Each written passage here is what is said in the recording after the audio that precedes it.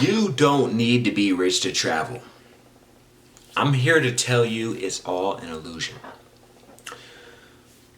I have been to 16 countries, and one of the most popular things I get is, hey, you must be lucky, or you must be rich.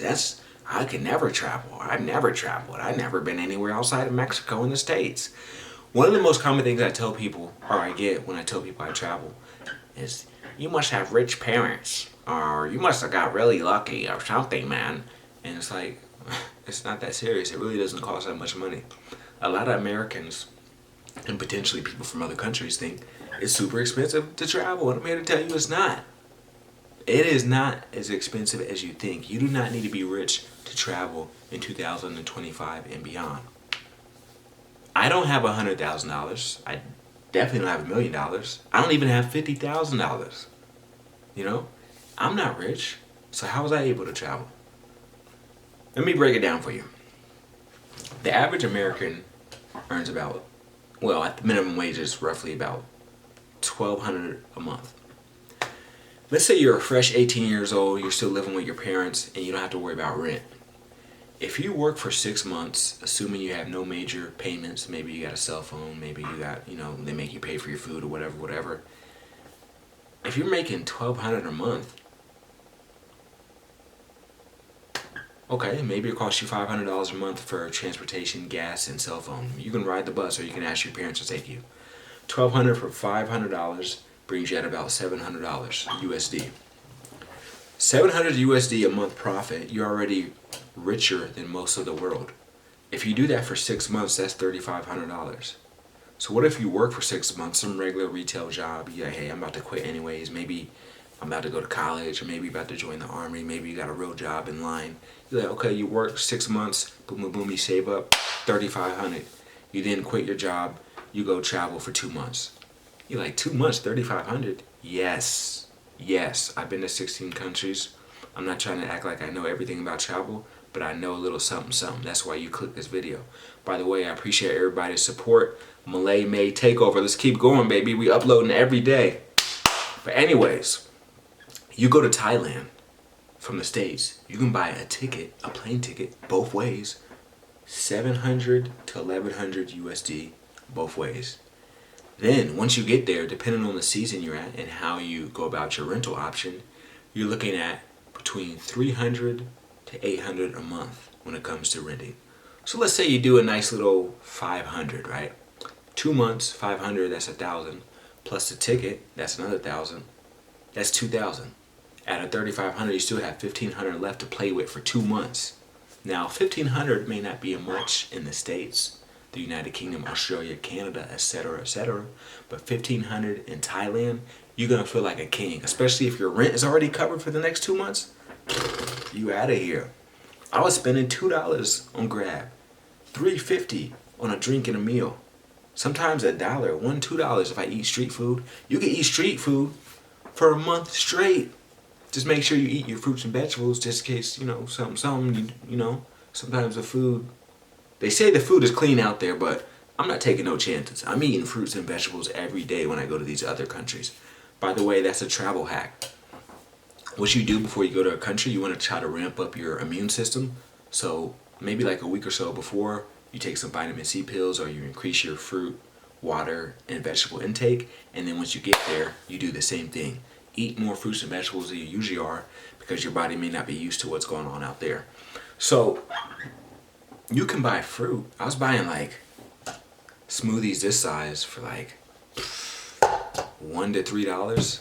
I drink like 3 of those a day. And then I have the raw fruit, which you can get like a bucket of fruit for like $2, Every day I'm just eating fruit, coconuts, vegetables. And then I get the street food, maybe $1, $2. Every once in a while I get a little restaurant, a little $5, $10, $15, $20. If you do $20 a day on food and you're there for 2 months, do the math on that. That's roughly $1,200, right? So you can live very well. You don't have to be rich. And Thailand's not the only place. Thailand is just popular right now. Maybe thanks to social media. But I remember a couple years ago, people were talking about Greece. Let's go to, what's the islands? Mykonos. That was a thing back a couple years ago, like 3, 4, 5 years ago. It changes every couple years. Now Vietnam's kind of on the emerge.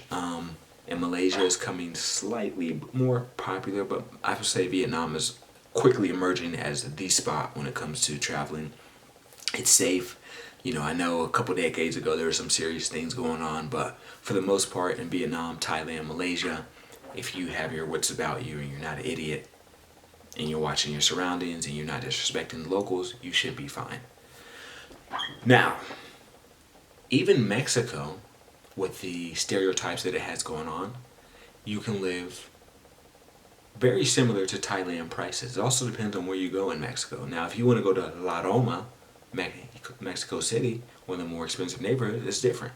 But if you want to go to Oaxaca in the southeast, hey, it's going to be a lot cheaper, right? You don't got to go to Cancun. You don't got to go to Rosarito where all the Americans are going or where the people with money are going. You can live a very affordable, comfortable lifestyle abroad. Even if you want to live there just to travel. Brazil. When I was in Brazil, I was paying like, I think it would have been, the rate would have been like $600 a month for my Airbnb, which was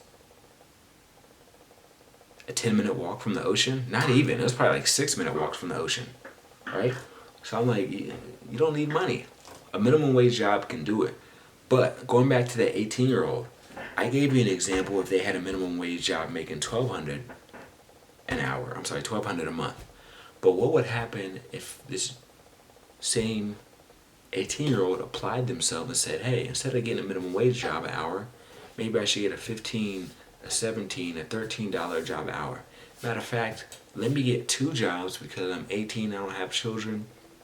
I'm able to work a lot. My body's going to recover because I'm young. Instead of making $1,200 a month, they make 3 bands a month. Now, $3,000 in the United States and a lot of major cities is either just going to get you by or you'll be a little bit above, right? Or maybe you need a little bit more, right? Depending on where you're at. If you're in Miami, California, New York, stuff like that, you're going to need more. But $3,000 a month?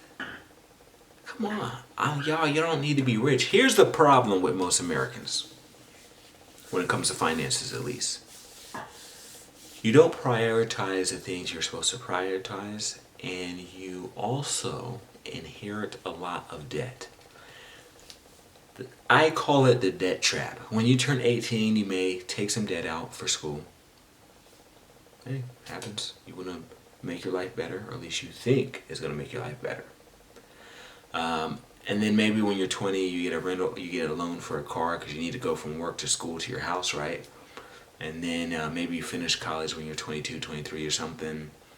And then you take out a loan to maybe, I don't know, get your first apartment or get your first house, or maybe you're about to get married and you don't have $30,000 saved up for a wedding ring and a honeymoon and a location to rent out and all this stuff. So it's just loan, debt. People are constantly taking out debt and loans, and it's not that they're necessarily not making enough, because the average American makes about $50,000, so it's not horrible. It's just you got $1,500 a month you're paying in debt, another $1,500 in rent. You're making $3,200.